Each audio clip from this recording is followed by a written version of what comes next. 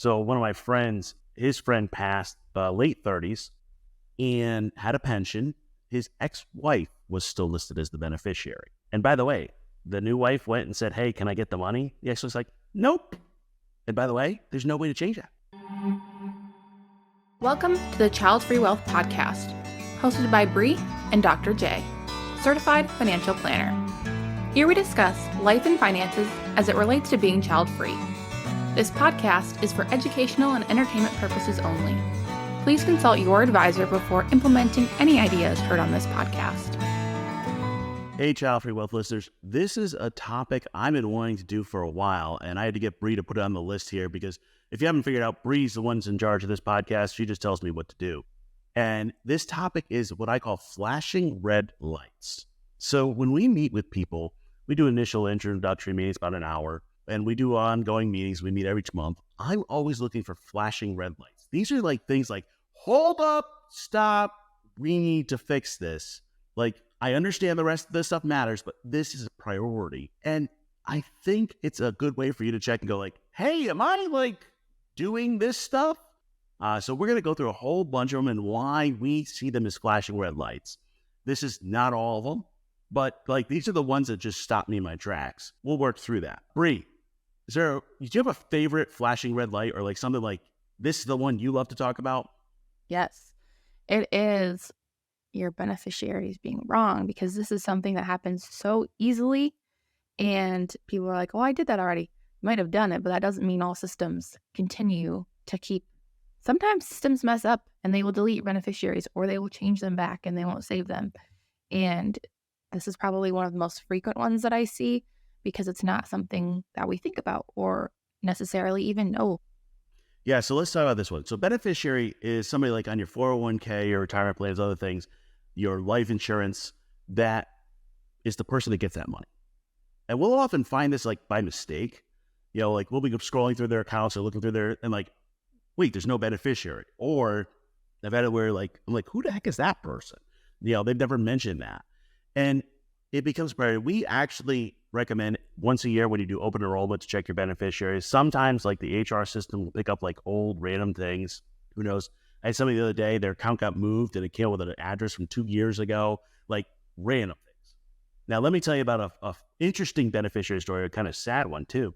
So one of my friends, his friend passed late 30s and had a pension. His ex-wife was still listed as the beneficiary. And by the way, the new wife went and said, hey, can I get the money? The ex was like, nope. And by the way, there's no way to change that. Your will does not pass over your beneficiaries. It doesn't change it. You can't go to court and say, change it. The ex-wife got the pension for life. This is one of those, like, if I see something weird here, we got to stop. Yeah, and I think it's a really important point you made there is beneficiaries supersede the will. So whatever your beneficiary is listed, doesn't matter if your will says something else. It's going to be what the beneficiary says. Absolutely. And people always try to tell me, no, they can't change it in the system. No, it just does. Like, it just magically changes. I don't know why. Like, it's your HR system or something else changing things in the background. Always double check that. I'm going to pick one from the list. By the way, Bri made up a list just to spin me up on some of these. I love this one. Spending more than you earn. We'll do the math. You go, okay, you're bringing in $7,000 a month and you're spending $9,000. That's a flashing red light. We cannot pass go. Do not collect $200. Do not go further. And I think it sounds simple, but most people don't realize how much they're spending. You know, if you don't have a budget, if you don't have a system, you don't have a structure, I will add things up. And on our initial meetings, I'm just doing back of the napkin math, writing down on my notepad and kind of work through. I'm like, wait, you said you spend how much? And your rent, how much? And one of the ones that's very common here is like, I'll see housing expenses that are way out of whack. You know, my general rule is about 1/3 of your take home goes to housing. Once you get to half of your take home going to housing, you really don't have enough money left over for other things. When you get to 2/3 of your money going to housing, I don't know how you make it. You know, I had somebody in LA. In LA, housing is stupid expensive. And I'm looking at their numbers, and it was something like 75% of their take home was going to housing. I'm like, you can't afford groceries. Like, we have to stop there. We cannot do anything else financially. Have you seen this, Bri? Yeah, I have. And I think sometimes, at least in my opinion, When I say housing, I mean like including utilities and those different things. Some people are like, no, it's fine if your rent is at, well, okay, but utilities can also be a large expense that count as your housing. So I include that when I say housing. What's your thoughts on that? Yeah, I'm looking at it as a total number. Now, by the way, I said about a third. Like, if you're like 36%, I don't care. I'm talking about these big, jumps in numbers. And how people say, well, I don't know why I can't make ends meet. I'm like, I do. It's not Amazon or whatever, DoorDash or whatever it is that I pick on. It is your housing, and that's a total housing cost. And then they go, well, but I'll get a roommate. I'm like, well, that doesn't really fix it because you don't know they're going to give you money and all that. And, it just becomes a problem. All right, Bri, pick your next favorite. No estate planning paperwork. I love estate planning. We all know that by now, or at least. You're special. Tell me about it. So this is going to be what happens after you pass in the case of a will. A will says where your money is going. With that, you have an executor who is the person in charge of sending your money and taking care of things, tying everything up after you pass. There's also the financial and medical power of attorneys. They make decisions for you while you are still alive and are unable to make those decisions for yourself. So they have power of attorney. They have the power to make choices for your medical or make choices for your finances while you're still alive and are unable to do that. And if you do not assign somebody to those positions, then the state gets to pick for you. And I do not trust the state of wherever I live in the Midwest to handle those things for me. What about It's not the state wherever you live in the West. If you're like traveling and you don't have this paperwork, it's whatever state you happen to be in. Yeah. State of wherever I'm at. Yeah. And I don't care what your politics are. I don't trust the government to make decisions for me. And the other one, by the way, is, if you don't have the will, they'll go, oh, well, we'll try to find your next of kin in theory, but I live in a completely different state than all my next of kin. They'll put like an ad in the newspaper and be like, anyone know Jay? No? Okay, thank you. We'll take his money. Yeah. Like, that's why we have to have this paperwork. Finding somebody to make decisions for you, that's a whole separate topic. But if you have no paperwork, you got to get it done now. You got to get something in place. They'll be like, well, the only person I have right now is my mom. Okay, that's not a good solution long term because they're older than you, but at least we got something to start. And this is really important for the soloists. Single, no kids, you got to have somebody on that paperwork. The medical power of attorney gets filed with the doctor, all that. Now, let me pick my next fun one. Hold on. I want to add another point on that. It is also important if you recently got married or divorced to update your estate planning because you want to make sure the person that you either commit to spend your life with or you have separated from, the correct person is in charge there. Makes good sense. All right. Next on my list, we got a whole bunch of ones on debt that like flash, but I want to talk about one that really drives me crazy. And by the way, this has now become a rant session. It's okay. But like these are the things that like we see with clients and like it just jumps out. Is I'll see people with, $5,000 or $10,000 in credit card debt and $20,000 in their savings account. Okay, so pay off your credit card tomorrow. And they're like, but I like having my nest egg, my emergency fund. I'm like, yeah, but the credit card's charging 20 or 30% a year. And if your savings are in a regular savings account, it's less than 0.3%, or even a high yield, you 5%, you got to go pay off your debt. Now, I've had this battle with people all the time. Like, it's one of those that occurs almost once a week. And they'll go, well, but I need this cash because blah, blah. And I'm like, yeah, but you're paying to keep the debt. And that's the hard part is like, how do you get somebody who's got this mindset that says, yep, I've got my savings, I like it, I don't want to pay off my debt. What do you think, Bri? You and I have had these arguments before. Yeah. And one, I think it can really be dependent on interest rates, why people are resistant to certain things. Obviously, if I say anything over than 5, like, let's work on really getting that gone, then anything less than, I'm like, okay, we don't have to be as crazy about like hammer down, lead foot on it. Still take care of it and make it a priority. But I'm not going to say you need to not do nothing for the next 6 months in order to get it gone, because I think there's a life to live. But I had this really interesting conversation with a client recently, and I did not mention anything. I came up with different ways. They had a large amount in their savings and they had some debt, and they reached out to me and they said, hey, in our next session, can we talk about taking some money from savings and paying off some of our debt with it. And I was like, absolutely. But I didn't come up with that conclusion for them. They had to come to it themselves. And that was a much more beautiful answer because it was something they wanted to do that I wasn't really hammering down, pushing. I'll hammer much more. It's just style things. I mean, I'm looking at debt as stealing your future. And it's okay, by the way, to have, we have different things. We're talking about red lights that kind of get both of us differently. And I think the other one I see on debt is like, oh, I've got all my money I'm going to pick on Robinhood today. I've got all my money in my Robinhood account. It's a brokerage account, but I've got debt. I'm like, no, you pay off your debt first, then you invest. And I think that's hard for people to get. I can make 7% in the market. Yeah, but you're paying 20% on the credit card. Like, it's just paying off the credit card is a risk-free, tax-free return. I've also had people come to me and, hey, I want to take out $100,000, $1 million, whatever in debt. And I'm like, well, that's not something I'm cool with. And sometimes it makes sense, sometimes it doesn't, but we'll have a discussion about it. But I think the hard part is, like, debt can completely mess up your plan. And for people that are heavily in debt and they still got money hanging around, I'm like, we're just not using our money right. There are times where I'll give in, but there are other times I'm like, no, like, we gotta fix this.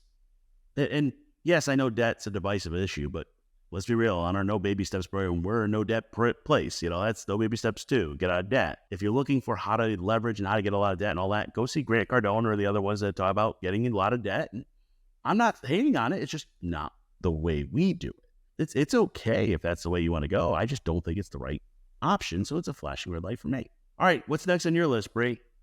Lacking disability insurance, not having that in place, because disability insurance is going to help protect your income in the event that you become disabled, which 30% of people will at some point use or go on disability, become disabled in their lifetime. And if you don't have the finances to support living on one income, or if you're a soloist living on no income, becoming disabled can be really traumatic and a financial emergency. Yeah, by the way, people think about, well, Social Security will cover me. And technically, by the way, Social Security, old age security disability income, I think I had to think about it's OASDI, but it's like $1,000 a month, maybe $1,500. It is not enough to live on. I mean, let's just be real on that. But we're talking about for the rest of your life. I don't care what age you are, you got to get disability insurance. Life insurance for child-free folks, we can skip in most cases. Disability, we can't. The other thing with disability is I want to make sure you have enough coverage. I've seen this recently where people the employer covers for 2 years. Well, 2 years, that's nothing. So I'm 45 and I get disabled and I get disability till 47. And then I'm like, good luck for the next 20 years, whatever. Or, other things. I think if your employer does not offer disability, I always send people to group policies. One of my favorite to send people to is actually the Freelancers Union, because a lot of people are freelancers. You can get it through there. I don't know, but you got to get disability insurance in place. Yes, I 1000% agree. And it's something that it's not talked about, and it's not as fun to talk about. And when you go to an insurance broker, sometimes they're not going to even really mention it. So they'll sell you life insurance. Yep. Next on my list is what I call mixing recipes. I will hear them talking about 2 or 3 different things they're trying to do at once. Like, hey, I want to do this investing plan, and I'm trying to get out of debt, and I'm buying an IUL. By the way, don't get me started on IULs. That's a separate thing on life insurance and people that are sold insurance. We could do whole separate episodes on that. But they're mixing recipes that they found usually online or friends said. And I think it's a natural thing because we're getting information from all over. But if you take a piece from this and a piece from that, you end up with something that doesn't match you. I think the other one on the mixing recipes is there's a different recipe for the standard life plan and being child-free. And it comes across very quickly when you're having discussions. People are like, oh, I want to buy a house. And I'm like, why? Well, because my dad says I need to buy a house. And I'm like, that's good for your dad. That's not necessarily good for you. What's the standard life plan and yours? I think those recipes should get mixed all over the place. I know you're more on this social stuff than I am. I agree. I mean, you seeing it too? Yes, I see it. Admittedly, I've kind of been in the mood where I just would rather throw my phone in the river. So I've kind of been ignoring a lot of it. But I have seen Bernadette Joy, and she recently has been in a couple articles. I can't remember the exact headline, but it's something along the lines of, I paid off $300,000 in debt, pay off your debt, then invest. Humans suck at multitasking.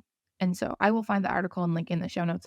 But I thought it was really interesting, and a conversation I've had with a lot of people is it can be hard to focus on multiple goals at one time, right? We're not trying to run a marathon at the same time we're trying to prepare for a bodybuilding contest. Like, that just doesn't make any sense. And you can't focus on both those or do both of those to your full capacity. So why are we going to focus on paying off a bunch of debt and also trying to invest some else at the same time? Those things don't really work out well. Yeah, and I think the question I use with the clients is I go, whose voice is in your head telling you got to do that? Which could be influencers, it could be your family, it could be culture, it could be other people. But who is driving you to say, I got to do all of these at once? Or I got to do this and that? We're like, do one step, then the next. You can have 5 goals, but you have first goal, then second goal, and third goal. You can't do them all at once. All right, what's next on your list, Bri? Aging parents and not having a plan for them or not knowing anything about what's happening.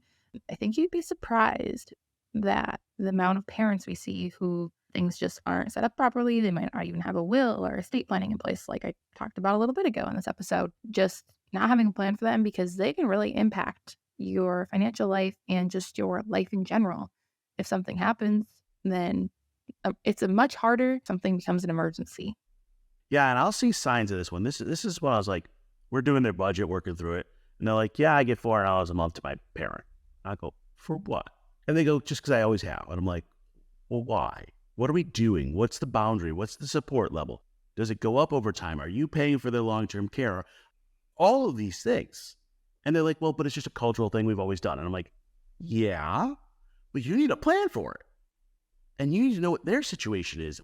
And the only parents we're taking on as clients here regularly are parents of our child-free folks. It's amazing how you dig in and you're like, find stuff that the parents don't know or the kids don't know or whatever. And it's like, wow, there's not a plan here.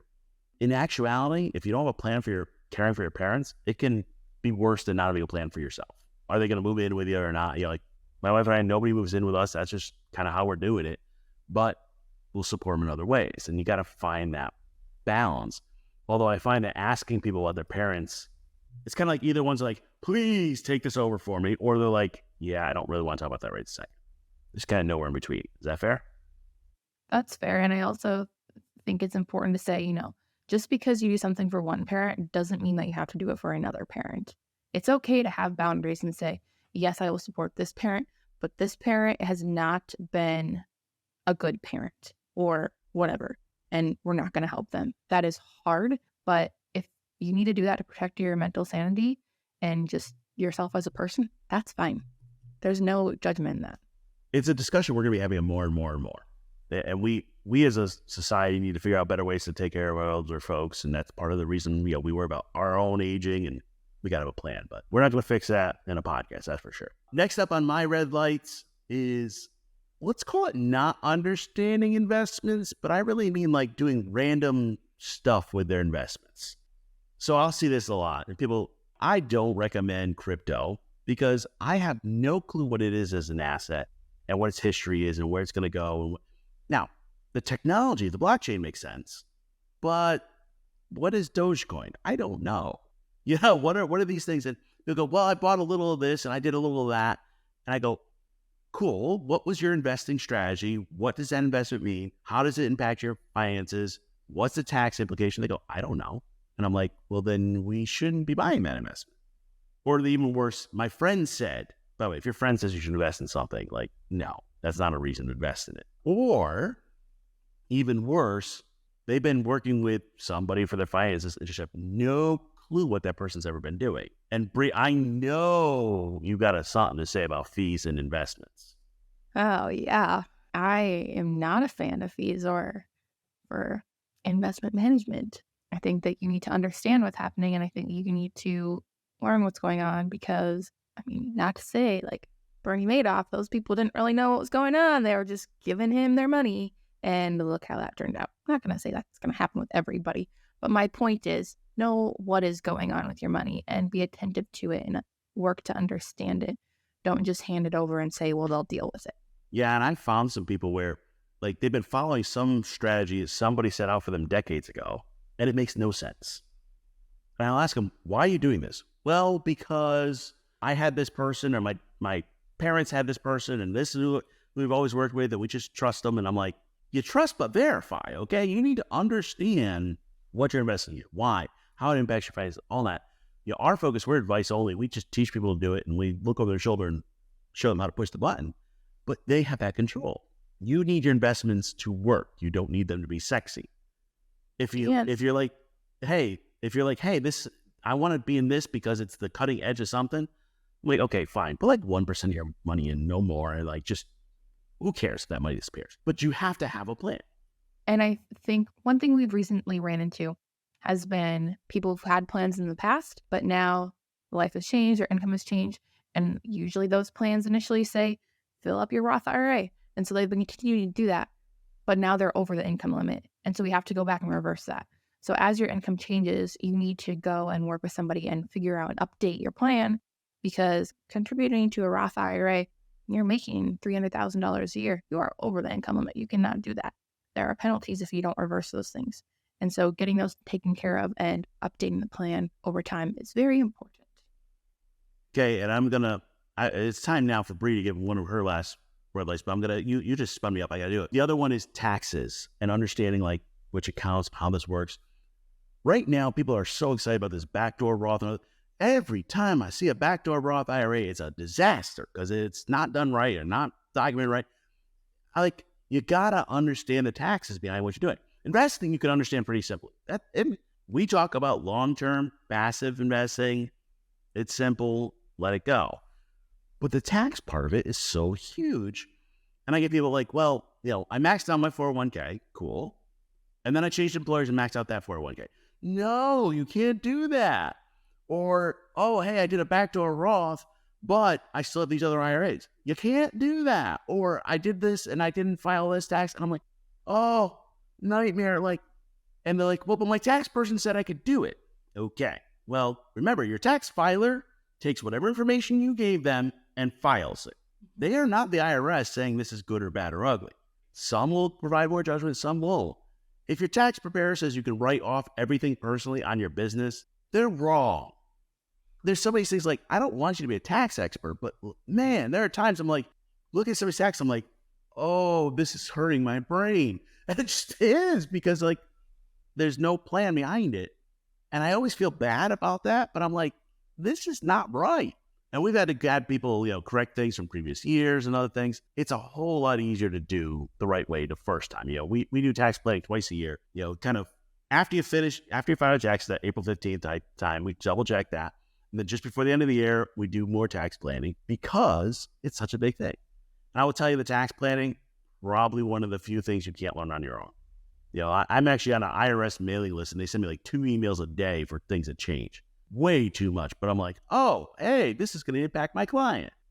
You're not on the IRS mailing list double checking things. I mean, it's just like, and I'm not saying I'm perfect at it either. We're going to do tax planning. Somebody else can do tax filing. We can still list things. But man, taxes can be a flashing red light. And by the way, just because you make cash does not mean you don't want to pay taxes on it. And just because you have a 1099 or work for Uber doesn't mean you have to pay tax. You have to pay tax on every dollar you earn. If you steal $1 million from the bank, you still have to pay tax. That's true. No, I mean, and if you're in the U.S. Don't do that, though. But yeah, let's not do that. But if you're in the U.S., you're taxed on your worldwide earnings. Moving to another country is not going to change. Like all these fancy, it really drives me crazy when somebody says, I went to like XYZ innovative tax planning. And I'm like, ooh, innovative and tax. That scares me. I'm like, we go right up to the line. We do exactly what IRS says. We can save money, but we don't go over the line. All right, Bri, what's your last red light? It would be having either no insurance or being underinsured, especially when it comes to things like your home or your auto or even your health insurance. Because if we're not having proper amounts of insurance on there, that can be really bad. Especially think about if you get in a car accident and you have too little of insurance and somebody has to go to the hospital, it goes to your insurance. Well, your insurance is only going to cover up to the limit that you're paying for. And if you're paying for $10,000 or $25,000 of coverage, somebody's in the hospital, they can very easily surpass that limit. And so making sure that you have enough coverage on there is going to be really, really important, especially just to protect yourself, because you don't want to have to pay those things out of pocket, and event accidents do happen. Yeah, I would echo this and say, if you're on what I call like kid insurance, you need to be on adult insurance. The $25,000 coverage is when you are 18 and can't afford real coverage. You need to have good coverage. Most people get to a place where they have to have auto, renters, and umbrella insurance, $1 million covered, because people will sue for any stupid stuff, like anything. So you've got to find a way to work that through and say, all right, do I have the right insurance? But at the same time, I don't want you to have too much insurance. It is an adjustment. There are some things like I love to add on, like, for example, on home or renters, you can get for $25, $50 a year, cyber coverage and identity theft coverage. Really great coverage, because that happens all the time. There's certain things that will happen. I think the other part is what I don't like to see is, hey, I couldn't afford the insurance, so I have none. Well, if you can't afford insurance, you can't afford a problem. And I had a conversation with one of my colleagues on this. So they live in Florida, and their homeowner's insurance is going to be $10,000 a year. And I'm like, that's crazy. And their answer was to go without insurance. And I'm like, wow, that's crazy too. I don't have a great answer. But it's a risk. But if you can't afford to replace the car, the house, the whatever, you can't afford to go without insurance. And it's hard. It's a balancing act. I think people, especially with cars, they've just been on the same insurance forever, and they just get a new car. They send, the person, hey, I got a new car, and they never look at it. You have to be looking at this. And actually the best thing for you from an insurance standpoint is twice a year, every 2 years, to actually go and shop insurance, see what's better rate. You at least need the basic coverage. Now, we went through a bunch of red lights. This is not everything. There are times, so we meet with clients all the time, and every once in a while I'm like, where did that come from? It's all out of the middle of nowhere. And they go, yeah, that's a red light. I think what we're trying to do with this list is just give you some things to watch out for. If you've seen things on here that hey, that could be a problem, well, then we need to fix it now. You can look through all of our resources. We've got podcasts and most of this stuff to help you through it. But you need to figure out the priorities. And the first priority is to take care of the flashing red lights. Thanks for listening. If you enjoyed the show, please consider leaving a rating or review. We'd love to keep the conversation going. Follow Childfree Wealth on social media or email us at podcast@childfreewealth.com. If you're interested in working together, book a free consultation call by visiting our website, childfreewealth.com. We'll see you next week.